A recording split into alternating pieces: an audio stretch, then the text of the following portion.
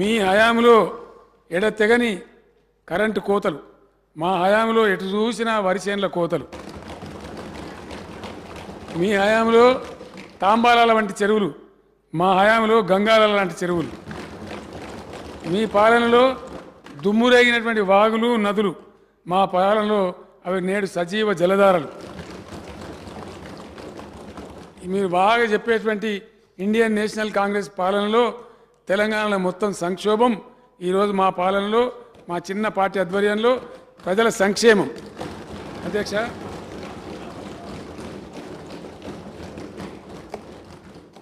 ఈ తెలంగాణ సాధన తదనంతర పరిణామం అనేది చిన్న విషయం కాదు. ఇంత వివరంగా నాకు చెప్పేటువంటి అవకాశం కల్పించిన తమరికి హృదయపూర్వకంగా ధన్యవాదాలు తెలియజేస్తూ నేను విరమిస్తాను అధ్యక్ష.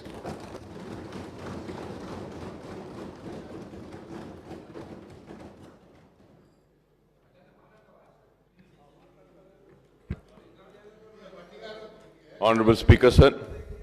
Sir, I thank the Honorable Chief Minister Saab for giving us a detailed reply. It was a very long reply, sir. I thank him once again very much, sir. Sir, there are few clarifications which I would like to seek. The first and foremost, sir, through you, I would like to request the Honorable Minister Saab, Chief Minister Saab, to kindly give us a permission so that myself, K.T. Ramarao Saab, Finance Minister, Minority Welfare Minister, and Mahmood Bhai, we all can sit and I have already requested K.T. Ramarao Saab for a meeting so that we could just see about the 1 lakh subsidy scheme for the minorities, as many as 2,16,000 applications have been received during the financial year of 22-23 and are with the TS Minority Finance Corporation. Sir, the funds available with the corporation is 120 and another 150 has been given. If 230 crores are given, then I think we can disburse loans up to more than 500 crores will be there. Sir, 50,000 applications can be cleared with this amount. So for this, I had requested if you can kindly give a permission and instructions to the ministers. We can sit together. Were received, and the selection committee has to approve 200 or 250 application. So selection committee has not yet been constituted, and they have not selected. So my request through you is that in that meeting we can address this issue also, sir. And also for the spring season of 2023, applications are needed to be called, sir. दूसरे लोगों में sir SC, BCs और Brahmins में साल के 12 महीने application खुला रहता है, लेकिन हमारे पास ऐसा नहीं है, वक्त पे रहता है. तो ये भी इशू हम, अगर आप इजाज़त दिए तो हम बैठ के मीटिंग में इसको भी हम देख लेते हैं, सर. और ये MTF, RTF का भी है, एडिशनल 200 करोड़ होना है इसमें भी. तो इन सारे मसाइल को अगर आप इजाज़त देते हैं तो हम बैठ सकते हैं. लेकिन एक ज़रूरी जो आपके नज़र लाना चाहता हूँ चीफ मिनिस्टर साहब, वो ये है, state government should revive the state scheme for pre matric state scholarship for minority students on par with SC, STs and BCs, sir. क्योंकि अब तक गवर्नमेंट ऑफ इंडिया से आता था तो वही पैसा दिया जाता था, लेकिन गवर्नमेंट ऑफ इंडिया ने बंद कर दिया है. लेकिन स्टेट गवर्नमेंट की जानिब से SC, STs और BCs को दिया जा रहा है, माइनॉरिटीज़ को नहीं दिया जा रहा है. तो इसके लिए मैं आपसे दरख्वास्त करूंगा कि माइनॉरिटीज़ को भी SC, STs और BCs की तरह अगर दे दिया जाता है तो उनको भी काफ़ी सहूलत होगी. और मैं और एक आपसे को याद दिलाना चाहता हूं कि 2014 में TRS जब थी, उस वक्त आपने इलेक्शन से पहले भी ऐलान किया था, और मजलिस भी बार बार ये ऐलान कर रही है, बार बार मुतालबा कर रही है कि जुडिशल पावर्स देने के लिए वक्फ बोर्ड को. तो मैं इसके लिए भी आपसे अपील करूंगा कि इस ताल्लुक से भी अगर आप लीगल डिपार्टमेंट को अगर बोलते हैं तो वो लोग कम से कम एक प्रोसेस को स्टार्ट तो कर सकते हैं कि किस तरीके से जुडिशल पावर्स वक्फ बोर्ड को दिया जा सकता है. फिर मैंने आपसे ये भी दरख्वास्त करूंगा और आपसे ये भी मुतालबा करना चाहता हूं कि हमने पहले भी कहा है कि appointment of prominent persons in minority, from minority community in TS Public Service Commission in official language commission, information commission, appointment of advocates from minority community as government pleaders, public prosecutor, assistant GPs and assistant PPs के लिए sir. तो ये भी एक आपको ही इसके ऊपर कुछ फैसला लेना पड़ेगा कि कोई किसी को भी डालिए. एक प्रोमिनेंट मुसलमानों को हर जगह पर हायर एजुकेशन का है, उसमें भी हमने मुतालबा किया था. और मैं फिर से याद दिलाना चाहता हूं कि महमूद भाई जब हमारे रेवेन्यू मिनिस्टर थे उस वक्त से एक पुराना मुतालबा है ओल्ड सिटी में एक रजिस्ट्रेशन के ऑफिस का, वो वादा भी किया गया था, वो अभी नहीं हुआ है. तो उसके साथ साथ बल्लागुड़े में एक बस डिपो के लिए भी हमने मुतालबा किया है. वक्फ की ज़मीन है, तो वक्फ की ज़मीन में अगर वक्फ बोर्ड से हम NOC ले लेते हैं तो वहाँ पे एक रजिस्ट्रेशन ऑफिस भी आ सकता है, बस डिपो भी आ सकता है और एक बड़ा सबस्टेशन भी वहाँ पे हम ला सकते हैं. तो मैं और एक बात मैं बार बार हमारे मिनिस्टर साहब से, हेल्थ मिनिस्टर साहब से भी रिक्वेस्ट कर रहा हूँ सर कि ये आरोग्यश्री के ताल्लुक से है. 2007 में आरोग्यश्री के रेट्स को उस वक्त तय किया गया था. 2007 से लेकर आज तक भी आरोग्यश्री के रेट्स को इन्हांस नहीं किया गया. तो इसके ऊपर भी मैं चाहता हूं कि आप थोड़ा सा तवज्जो दें. और उसके साथ ही साथ आरोग्यश्री के बाद केसेस है जो गवर्नमेंट हॉस्पिटल्स में होते हैं, टीचिंग हॉस्पिटल्स में, सिर्फ टीचिंग हॉस्पिटल्स में उसकी इजाजत अगर दे दी जाती है तो टीचिंग मटेरियल हॉस्पिटल्स में और ज्यादा होगा.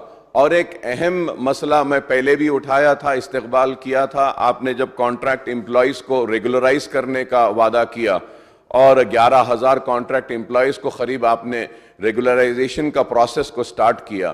तो मैंने उस वक्त भी मुतालबा किया था, आज भी फिर ये कर रहा हूं कि इन 11,000 में रिजर्वेशन पॉलिसी को अडॉप्ट करना जरूरी है सर.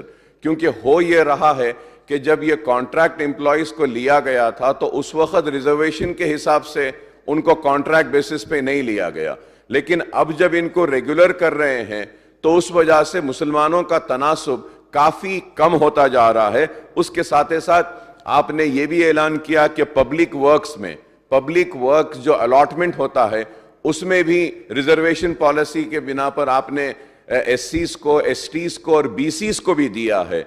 तो BCs को जो 25% आपने दिया है उसमें BCE मुसलमानों को भी देने के लिए मैं आपसे दरख्वास्त करूंगा और उम्मीद करूंगा कि आप इसके ऊपर भी करेंगे. और फिर से मेरी आपसे एक रिक्वेस्ट है वो ओल्ड पेंशन स्कीम के ताल्लुक से कि PRC आप नया तश्कील देने का आपने वादा किया है. कम से कम ये ओल्ड पेंशन स्कीम के मैटर को उन तक अगर आप रुजू करें तो PRC स्टडी करके बाद में आपको रिपोर्ट दे सकता है. काफी मुलाजिमीन इस ताल्लुक से बार बार हमसे दरख्वास्त कर रहे थे. और एक बात मैंने कहा था कि कमर्शियल टैक्स डिपार्टमेंट के ताल्लुक से the post of ACTO and DSTO working as commercial tax department as non gazetted officers, इसमें फाइनेंशियल बर्डन कुछ भी नहीं है, सिर्फ उनको गेजेटेड ऑफिसर का रैंक देना है. तो उसके लिए भी मैंने दरख्वास्त किया था.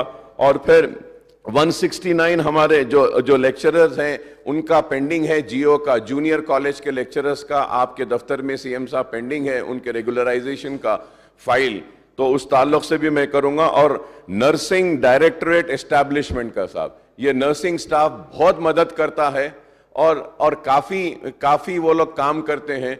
तो अगर नर्सिंग डायरेक्टरेट एस्टैब्लिश हो जाता है तो this will accelerate and the strengthening of nursing cadre and establishment of nursing directorate in Telangana. The nursing workforce plays a vital role in healthcare sir. फिर से मैं आपसे दरख्वास्त करना चाहता हूं कि यूनिवर्सिटी के स्टाफ लेक्चरर्स को रेगुलराइज करने का उनका एक पुराना मुतालबा है. तो उम्मीद करता हूं कि आप इसको भी और मैंने ये स्पाउस के बारे में भी आपसे दरख्वास्त की थी कि हमने 16 डिस्ट्रिक्ट्स में किया है, 13 डिस्ट्रिक्ट छूट गए हैं. इसके ऊपर भी थोड़ा सा हमदर्दी के साथ अगर आप करेंगे. उर्दू 69 सेल्फ फाइनेंस का साहब उसका था.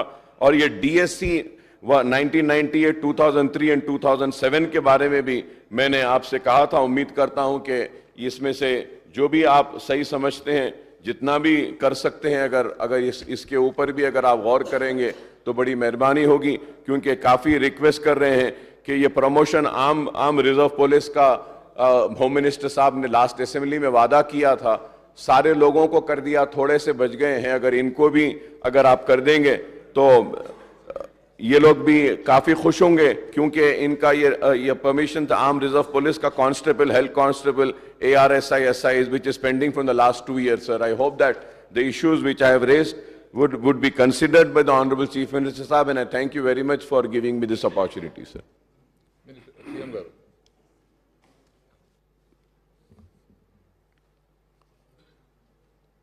अकबर साहब, मैं आपको एक ही बात कहना चाहता हूँ, हमारे रियासत के जितने भी लोग हैं, वो चाहे हिंदू है, मुसलमान है, दलित है, BC है, सरकारी कामों में, सरकारी सब्सिडाइज में हर किसी का सिमिलर दर्जा होना चाहिए। एक को मिलता है दूसरे को नहीं मिलता है, वो ठीक बात नहीं है। एक दलित बंधु एक ऐसी स्कीम है जो सबसे बॉटम लाइन में गरीब से गरीब दलित है, इसलिए उनके लिए एक स्पेशल स्कीम लाया गया था। लेकिन बाकी मामलात में मैं आपसे बिल्कुल सहमत हूँ। जो स्कॉलरशिप का आपने जिक्र किया उसका मेरा पूरा एहसास है। मैं हरीश राव जी से कहता हूँ, उनके सदारत में होम मिनिस्टर साहब भी जाएंगे, म्यूनसिपल मिनिस्टर भी जाएंगे, उन्हीं के चैम्बर में उनसे मालूम कर लीजिए, आप कल या परसों बैठ लीजिए, ये सारे मसाइल जितने भी आप उठाए वहाँ ड्राफ्ट कीजिए, क्या क्या निकल सकता है उसमें। हरीश राव साहब को मैं कहता हूँ वहाँ चीफ सेक्रेटरी साहब को वो बुला लीजिए, माइनॉरिटी वेलफेयर सेक्रेटरी को भी बुला लीजिए, माइनॉरिटी वेलफेयर मिनिस्टर साहब को भी साथ ले लीजिए, सो भी मिल करके एक आइडिया पे आ जाइए। दूसरी बात मैं आपसे ये खुलकर कहना चाहूँगा, ओल्ड पेंशन स्कीम का बड़ा मल्टी नाटी हो गया है। इट हैज़ बिकम ए पीटा मुड़ी बोलते हैं उसको तेलुगु में, ऐसा कर दिए लोगों ने। अभी कांग्रेस पार्टी ने वादा किया राजस्थान में, छत्तीसगढ़ में हम ओल्ड पेंशन ला देंगे, लेकिन कुछ नहीं कर पाए, सिर्फ वादे का वादा रह गए। जो कि जब गवर्नमेंट ऑफ इंडिया से पूछ रहे, उसका एक सिस्टम उन्होंने बना दिया, कांग्रेस सरकार ने ही बना दिया था, उसको बीजेपी अमलावरी में लाया, वो पेंशन फंड बोल के बना दिए। अब सरकार के पैसे, एम्प्लॉयज़ के पैसे जाके वहाँ जमा हो गए, वो वापस देने के लिए तैयार नहीं है। तो उसमें क्या कर सकते क्या नहीं कर सकते उसमें कोई किसी को अभी अंदाज़ा नहीं है, पर चल रहा है, उनका डिमांड चल रहा है, सरकारें सुन रहे, कुछ सरकारें सिंपैथेटिक है। 3-4 जगह तो कांग्रेस पार्टी ने ऐलान भी किया, हिमाचल में उसी नारे पे कांग्रेस ने जीता, लेकिन जीतने के बाद कुछ नहीं कर पा रहे। इसीलिए हम एग्जामिन करेंगे इसको ज़रूर, इस बात को। हमारे ही मुलाजिम हैं, उनका लाइफ गारंटी चाह रहे वो लोग, इसमें क्या है, पूरा ज़िंदगी भर तक एक हमारा ये रहता बोल के उनका सेफ्टी चाह रहे, लाइफ सेफ्टी चाह रहे, इसमें कोई बड़ी बात नहीं है। लेकिन इस चीज़ को मैं यूँ ही नहीं कह सकता, गैर जिम्मेदार नहीं कह सकता, लेकिन इसको ज़रूर एग्जामिन करेंगे। जो कुछ भी अपने तरफ से किया जा सकता है, सिंपैथेटिकली विल डू दिस। और दूसरा, आपने एक अच्छी बात कहा कि ये ओवरसीज स्कॉलरशिप्स हो, जुडिशल पावर्स हो, इन सारे चीज़ उस कमेटी में, मंत्रियों की कमेटी में आप लाइए। वहाँ चीफ सेक्रेटरी साहिबा भी रहेगी, दूसरे सेक्रेटरीज भी रहेंगे, तो इसके हिसाब से क्या क्या किया जा सकता है आप नतीजा निकालिए, मैं इसको ज़रूर गौर करूँगा। और हर शोबे हयात में मुसलमानों की नुमाइंदगी की बहुत ज़रूरी है। कुछ जगह खाली है हमारे पास, मैं आपको शायद चिट्ठी भी लिखूंगा, आपके तरफ से कुछ नाम दीजिए। हमारे महमूद भाई ने भी कुछ नाम प्रपोज किए हैं। कुल मिलाकर के जो कमिटियाँ पेंडिंग है, मैं आपसे वायदा करता हूँ हर शोबे हयात में मुसलमानों का नुमाइंदगी ज़रूर होगी जब तक बिहार सरकार रहेगी, इतना मैं आपसे वादा करता हूँ। భట్టి గారు,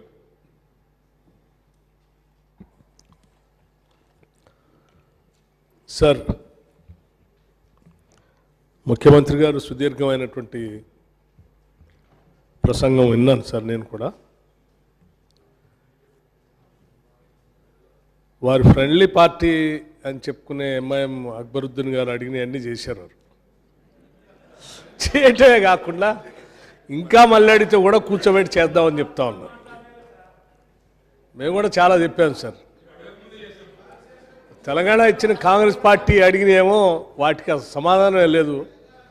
ఆద్యంతో మొదలుపెట్టిన దగ్గర నుంచి ముగించేంత వరకు మమ్మల్ని తిట్టడంతోనే సరిపోయింది వారికి. ఎందుకు లేవు సార్? మేము అడిగిన డిమాండ్లన్నీ న్యాయపరమైనవి, ప్రజలకు సంబంధించిన మాయం వ్యక్తిగతమైనటువంటి సమస్యలు మేమేమో అడగలేదు. అదే మీ ద్వారా వారిని నేను ఏం రిక్వెస్ట్ చేస్తూ ఉన్నాను, ఇళ్ల గురించి, ఇళ్ల స్థలాల గురించి ప్రత్యేకంగా అడిగాను నేను వారిని. అట్లాగే అసైన్ చేసినటువంటి ల్యాండ్స్, గతంలో ల్యాండ్లెస్ పూర్కి ఇచ్చినటువంటి ల్యాండ్స్ కూడా వెనక్కి తీసుకోవద్దని చెప్పి స్పష్టమైనటువంటి నిర్ణయం స్పెసిఫిక్గా మీరు చెప్పాలని కూడా అడిగాను. అట్లాగే సార్, ప్రభుత్వ పాఠశాలలో పనిచేసే స్వీపర్స్ గురించి, గ్రామ పంచాయతీల్లో పనిచేసేటువంటి వర్కర్స్ గురించి, మరి ముఖ్యంగా భద్రాచలం సంబంధించి 5 గ్రామాలకు సంబంధించి సభపరంగా ఏదైనా నిర్ణయం తీసుకొని కేంద్ర ప్రభుత్వంతో మాట్లాడి దాన్ని చేసే ఏర్పాటు, అంటే ఆ 5 గ్రామాలు మనకు ఉంచుకునేటట్టుగా చేయటం కోసం ఏ ప్రయత్నం చేస్తే అది సఫలీకృతం అవుతుందో ఆ ప్రయత్నం కూడా చేయాలని మీ ద్వారా వారిని కోరుతా ఉన్నాను అధ్యక్ష. మేము అడిగిన వాటిలో ఇంకోటి ఫ్రీ పవర్ వేవర్స్ గురించి అడిగాను అధ్యక్ష. నేను వేవర్స్ కమ్యూనిటీ గురించి, చేనేత కార్మికులకి